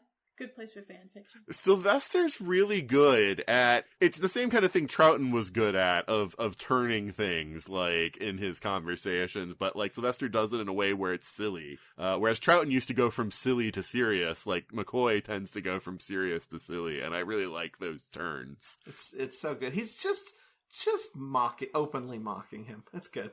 And then he just starts riling up Davros even more, just pestering him and needling him, basically into activating the hand. The Doctor has, like, fiddled with it so that basically it blows up Scaro. It destroys Scaro. Yeah, I do want to point out, because I think it's kind of important, that the reason they want this power from the sun, and the reason why it is the Hand of Omega, is, you know, Omega created the thing that powered the Time Lord's time travel, and that's what Davros wants. He wants the Daleks to have the power over time that the Time Lords have. They can time travel, but it's messy. Right. So it sounds almost like the beginnings of a time war.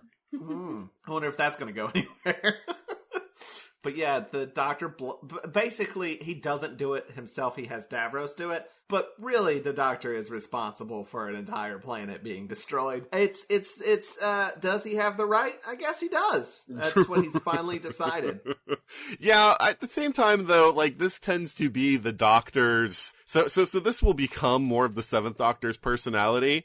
He gives the villain the chance to say no. Like, he says, Davros, please, I'm begging you, don't use the hand. And Davros, of course, interprets that as, you're afraid of me, you know that I have this power. When really, he's literally begging him, no, don't do it for your own sake. But that's the thing, like, so basically, he allows the villains to choose their own fate. Which is different morally, I think, than the Doctor being responsible for the destruction of Scaro. It is definitely a darker turn than the Doctor has had before. And it certainly is a sort of moral line change, but I don't think it's all the way to the Doctor just glibly blows them up. He gives them the chance to get out. Kind of. I mean, he but also... without giving them all the information, right? Yeah. Well, he doesn't say, this will be the consequence if you don't. But they were willing to use that power to exterminate whole other races, so it's basically like he's turned it against them rather than allowing them to have it to use against others. So Scaro is destroyed, and it, like, backfires back onto the ship, the mothership that Davros is in. Davros exits stage left as it explodes. You know, presumably setting up, like, if we ever want to have Davros back, he's not dead. Right, you see, when the ship blows up, you see a little pod drop out of it. So that's supposed to be like Davros in an escape pod. But they never bring the Daleks back in the show, in this version of the show, so... Well, there was only one more season. I mean, they didn't know there was only going to be one more season. They had planned a season 27. Did they have a plan? I mean, was there, like, what they were going to do? Yeah, Big Finish has actually produced the whole season? The stories, yeah, that we're going to do, yep. Oh, that's cool. I don't want to know what they're about. Was there Daleks in them? No. No. But the hand after that will return to Gallifrey. That's the scheduled path. I mean, here's the thing. That might be a bad idea. Right. Why does it return to Gallifrey? Like, I feel like you took it from Gallifrey for a reason. Maybe don't give it back to him. One of the things that I was reading about this, like, one of the things they commented on is apparently something has gone on in between Trial and this story, because the Time Lords don't come after the Doctor for changing something so big and you know, the genocide of whatever species live on. Because we're not even talking about Daleks. We know there are Daleks in other places, so he doesn't commit genocide against the Daleks, but there must must be some things living on Skaro that the Doctor just blew up. So, they said genocide was their biggest crime, and they don't do anything about that. And he seems to have complete, freedom to do whatever he wants. But then he's also returning the hand to them. So, I don't know. Maybe there's some sort of nature of the relationship between the Doctor and the Time Lords that has shifted, but we didn't see that. I mean, maybe it's some sort of weird double jeopardy thing where he's already been accused of genocide with the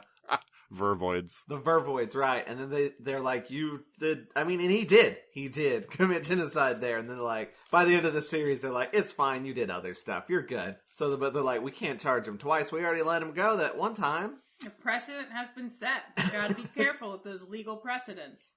Mike has run to the boarding house and runs into Ace, and he pulls a gun on Ace, but then the little girl shows up and electrifies him with her lightning, and then she comes for Ace. And this is sort of happening at the same time that the Doctor walks up to the last remaining Dalek on Earth, and he just, slowly struts up to him and does a badass speech that makes him self-destruct. He's like, everyone's dead and you're useless. There's no point in you going on. So he's just like, you're right. And then self-destructs, which breaks the link between the Daleks and the little girl. And the little girl is freed from the Dalek control. Yeah, but they probably has all kinds of trauma for the rest of her life.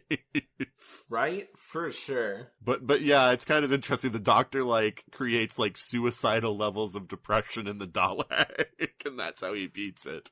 That happens in The Hitchhiker's Guide to the Galaxy. Oh, yeah. Marvin talks to some computers so long that they just get so depressed that they shut themselves off. But it's played more humorously there than it is here. Here it's just kind of terrifying. You have no superiors, no inferiors, no support.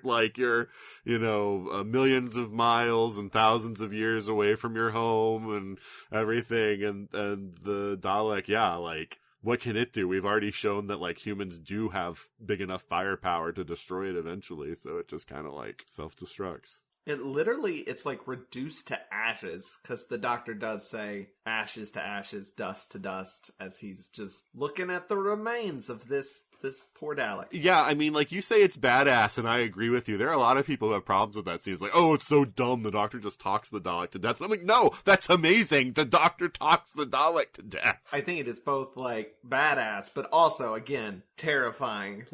That's scary to me. I think it what it really comes down to is writing. Right. Because if you just describe that scene, you're like, that it could be really dumb. Right. If he was like, hey, you should unalive yourself. Okay, thanks. But that's not what the scene is. And there's some good solid writing in that monologue that he gets, and he sells the hell out of it. So the point where it does come across as oh, this Doctor's a little scary. Yeah, he sells the idea that there is no hope for you. So why are you here? And I do feel like this is definitely a darker turn for the Doctor. It is something that I feel like the show, I don't think the show is necessarily going look how cool the Doctor is, right? I feel it is the show being this is a little more morally this is more complicated than that. It is a little oh boy, is this a good thing? Yeah. Because the very next scene is it's Mike's funeral. They're about to leave and Ace is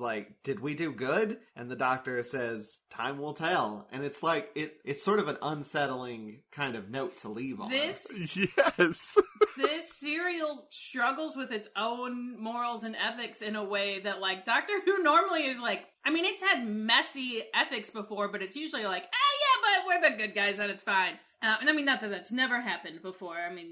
Genesis. But, it's really a theme of this serial in a way that it's messy and unresolved, and that's the point, and it's good. Yeah, it's really well done. I have this thing that I've thought about how the seventh Doctor, obviously without bringing in, we can just infinitely renew his regenerations, or he's some special magic being that has infinite regeneration. Whatever, all of that stuff, take that to the side. If you take it as, what the series was at this point, where the Time Lords have 13 lives, the seventh Doctor comes right in the middle of that number. And so to me, it's almost the Doctor almost grappling with his own mortality and realizing that he needs to be more proactive to like fix these problems, because his life, he's only going to be diminished from here on out. He's going to have less lives left. And so the Seventh Doctor, this is the Seventh Doctor's era. Like, this isn't just one serial. This is the Seventh Doctor's era, and the people who do the new adventures definitely take this to heart and really examine this. And I find it fascinating. This is why I love the Seventh Doctor's era so much. People obsess a bit too much about, well, the Doctor does things he wouldn't have done before.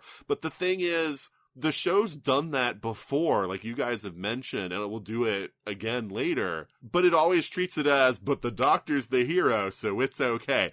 But this is, no, we're going to take the Doctor darker or have him do things that are morally questionable. And then we examine that and say, did he do good? And even he can't answer that question, which is amazing. And it makes it so interesting. Yes. It's like when they had the Sixth Doctor choke a companion, but then like the next scene it's like goofy comedy. Like, this is like, okay, what if we had the Doctor choke a companion, but like there was like, we dealt with the consequences of that. Like, this is like what that's like. I think you can do that sort of stuff, but you have to address it. You can't just be like, it's business as usual. And the show's doing a better job now. The show hasn't done character arcs since the first Doctor's arc. We've had some plot arcs, but we haven't really done character through lines since the first Doctor's era. And this is a character arc. Like, Ace has a character arc too. Like they're really thinking about the show of, this isn't just individual serials where we reset at the end. This is a show that continues on afterwards, and these themes and these issues continue, but without doing it the way of, let's reference, what did we do last episode, chump? You know, like some of the, you know, like when J&T came in, they tried to be a little more self-referential, but it was more about the details. It wasn't about the character stuff. And so that's where I think the Seventh Doctor's era really shines, is it starts looking at character again and making character important. I feel like that actually gets really to the heart of like continuity, and like when continuity is important and when continuity is not important. Continuity is exciting when it comes to like, we can see it allows us to have character arcs because something happens to a character. And it causes growth and change. It causes growth and change. And that's so much, continuity is what allows you to do that. And that's so much more interesting than like, remember all of this trivia because it's going to be important later. Quick, we need an info dump on what happened in the Silurian stat. Exactly. Because we've been in a place with Doctor Who where like continuity for the sake of itself has had like a huge importance place on it in the era right before this, I feel like. And the worst part was, so often they got it wrong too. So it's like, you tried to make it important, but then you also screwed some things up. It's just making references for reference's sake. Like no other, it's just so empty. Everything should be serving your story. Everything should be serving your characters, and yeah. Yeah, and that's why this one can have so many references and so many things that would have been fan wank in, you know, in the Fifth Doctor, the Sixth Doctor's era, but it works because it's either something that's just a nod to the fans, but we don't take any time with it, or it's stuff that's important to the story. I feel like we're getting into I final was going to thoughts say, should we territory. take a break? Yeah, let's take a quick break, and we'll be back for final thoughts. Hi everyone, it's Nathan, host of the 42 Cast. Our second season is just underway, and it's never been a better time to check in on what we're doing. Whether it's talking about the latest movies from the MCU, watching the Arrowverse shows, talking about classics such as Star Trek and Doctor Who, playing 8-bit video games, or sharing celebrity interviews, the 42 Cast has something for everyone. So give it a listen, and discover why it's the ultimate answer to fandom, geekiness, and everything. The 42 Cast is a proud member of the ESO network. And we're back. Tony, do you know what time it is? Yeah, it's time for final thoughts. Oh my god! Final thoughts. Wow, I am honored to be on the episode where that happened. You know, it reaches a certain point where that's the most shocking thing you can do. Right? I was waiting to take like a 10-minute break. I was like, I'm going to take a 10-minute break right now while Tony does her bit. Go get a drink and a snack. And watch as Joe loses his last little tenuous grip on sanity. Well, it's like we've transitioned into this new sort of style of Doctor Who. You've got to switch things up. Trying out something new. Not putting such an emphasis on continuity for its own sake. All right, so Nathan, what are your final thoughts? This is really like where the McCoy era like takes off. Season 24, because they didn't really have a script editor until late in the evolution of the season. We didn't have this yet. But here, where the show is trying to do a reboot, not in the sense of starting over again from the beginning, but in the sense of just trying to redefine how the show works. Comes off with a really strong story, using the Daleks in a way where the Daleks themselves and the whole thing, the whole thing about the Daleks being analogs for Nazis has been from the 60s, from the very first Terry Nation serial, but we've rarely used it to good effect. I mean, Genesis uses that pretty well, also, but it's like, we're throwing it in there, we're telling a story, it's a societal commentary story, but it doesn't feel like an after-school special either. It's action-packed without feeling like a Sayward story where it's all about the action, because there's also character stuff going on. The characters are well written. All the side characters are well written. Most of them are engaging. And I even we didn't mention it, but I know that this one's kind of controversial for the music. I like a lot of the music in it too. Oh yeah, I like the music too. Some people feel like it uses like drum, like the drum machine too much, but it's like, I don't care. I like the sort of 80s action, like synth like music in this one.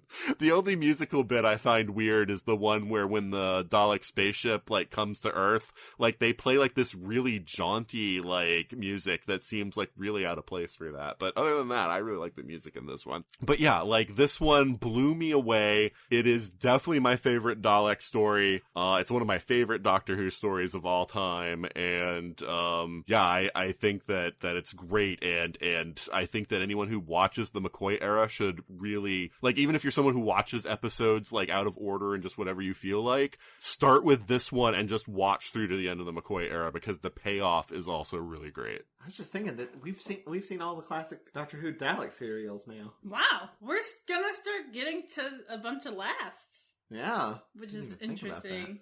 I think you said this is your favorite. I agree that I can see why. Yeah. I would say the first and the last one are the best Dalek serials. Maybe the chase. I kind of enjoy the chase too. But Tony, what are your final thoughts? I feel like one of the complaints that we've had like pretty consistently of, like the previous season or even the previous era is we will say like, I liked this moment, I liked this bit, this had good ideas, but at no point did it ever feel like a cohesive whole where all of these parts like integrated really well. And that's what this serial did. Like they used the Daleks to tell a story about something that the Daleks are about. They're not just generic robot monsters. They're not just generic robot monsters. And it's also not like, anyway, here's a message and some action. Like, it's a whole story where all of the parts work together to make something that's really fun to watch. I'm just excited about this era of Doctor Who, to be honest. Yeah, I agree. I thought this episode was amazing. And something that Christine actually said on Twitter after rewatching this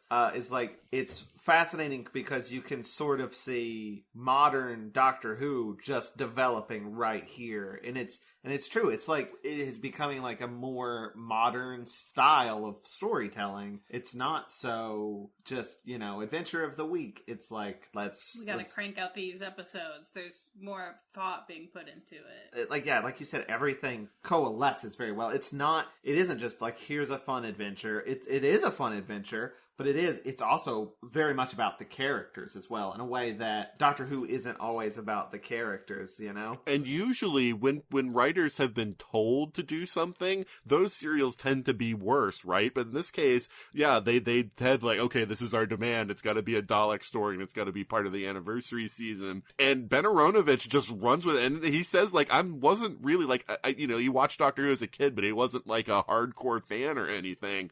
He just, once he knew he was going to write a Dalek story, he asked for like the tapes of the previous one so he could watch through them. But you can tell like he loves this show, you know, like it all comes through with it, and he makes it work. It does feel like it sort of ties all of the Dalek lore together in a way, and is sort of like putting a cap on it. Really, it is referencing both the history of Daleks and the conflict between the Daleks and the Doctor, and doing something different with it and new with it. And yeah, it does feel final in a way. Of, you know, I mean, the Doctor blows up Skaro and all of that, so that definitely feels like, I know they were expecting to possibly do more, but it is like it does feel like a wrap up to the Daleks, like a good end cap. but it also is, you know, it is also a good kickstart for, you know, New Who when they do like the Time War and everything. It's like, so that also works. It sort of transitions in a way, but yeah, everything about this is good. It's funny. That was one thing I was kind of worried about, is like when everybody's like, this is like the really good, solid, when you hit Remembrance and on, it's just all fantastic drama. I was like, I hope it doesn't sacrifice comedy for that. But it seems like it hasn't, because this is still just really funny. It still feels like Doctor Who, but like more solid. So I enjoy it. It was really, really good. Contrary to popular belief, drama and comedy do not have to be opposites. Exactly. They feed off each other. If done well. I think some of the best dramatic moments in things, for me personally, are in comedies. Because comedy, I think, helps you connect to characters better. Like, if I'm just watching something that's nothing but sad things, it's, like, hard to like, I'm not gonna gonna bother connecting to this character, because it's just their life's about to bad be things. shitty. But if there's a character and, like, things are fun and light and you're having a good time and jokes are being made, then you hit them with something heavy and sad, that hits harder for me, because I've connected to them. Like, I always talk about, like, Galaxy Quest with the by Grabthar's Hammer, that running gag Structure. It's just so good. The structure of threes of joke, gut punch. Yeah. Will always get to me. Mm-hmm. And it worked so well, because it was a joke, and then it was very sad. But yeah, I think that's all I've got to say. Before we go, is there anything you would like to plug? I mean, just watch the 42 cast, where Joe and Toni have guested on before sometimes, but we're always having geeky conversations about all kinds of things, including Doctor Who. But yeah, if you're interested, go check that out. I'm going to do a plug, Legendary Forces. Which is the podcast I am co-hosting with Nathan. You're the main host. I'm a rotating host. Yeah, I mean, you're on most of them, but yes, everybody, because we're like 5 people's a bit much for a podcast, so maybe we should have people take turns sitting out, but then you still, like, do put in a review of whatever we're talking about. I'm not going to skip something. Yeah, that would be wrong. Everyone who's listened to this podcast knows that. Well, if you like this episode of the podcast, you can check out more on watch-a-rassilon.com. You can also find our podcast, our Patreon, our Amazon wish list, and more at linktree/watchathon. That's linktr.ee/watchathon. I just want to say special thanks to Ian McLean for sponsoring this episode. Hey, thanks, Ian. I also want to, again, say thanks to Ellie and Hallie for becoming Patreon patrons. That's Ellie A. and Hallie Larson. Also, thanks for having your names rhyme. Ellie and Hallie? It doesn't fully rhyme. It kind of rhymes. Thanks for having your name slant rhyme. Again, that's Twitter at BATICEER and Hallie_9000. Ellie A also has a Yu-Gi-Oh podcast called Battle City Broad. Is the Twitter handle, Battle City Broad. About Yu-Gi-Oh? Yep. I'm gonna listen to that. You should. I also want to say thanks again to Vincent E.L. for providing us with our amazing theme song. Thanks, Vince. You can check out more of their music at soundcloud.com/VincentEL and VincentEL.bandcamp.com. And tune in next time when we talk about the Happiness Patrol. I've been waiting for this one. With returning guests Adam Clegg and Vincent E.L. I know them. Yeah, I know them too. But until next time, keep calm. Wrestle on. Goodbye, and I love you in a platonic, parasocial way. Goodbye. Unimaginable power, unlimited rice pudding, etc., etc. This has been a broadcast of the ESO Network. Be part of the crew and help support our shows by donating to our ESO Patreon or by shopping at the TeePublic store, which can all be found at www.esonetwork.com. The ESO Network, your station for all things geek.